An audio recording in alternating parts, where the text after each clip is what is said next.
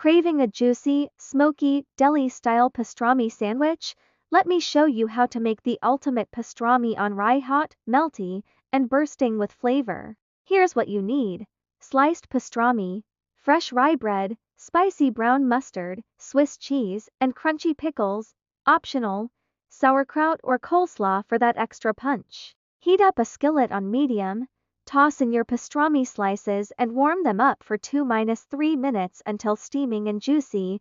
You can even steam it for extra tenderness. While the pastrami heats, toast your rye bread with a little butter, crisp edges, soft center, that's the texture you want. Time to build it. Spread mustard on both slices of bread, layer on the hot pastrami, top with Swiss cheese, pickles, and any extras you like. Grill it in a pan for 2 more minutes to melt the cheese and seal that flavor inside, and there it is, a mouth-watering, classic pastrami sandwich. Smoky, spicy, and deli approved. If you enjoyed this, hit that like button, subscribe for more delicious recipes, and let me know what's your favorite sandwich.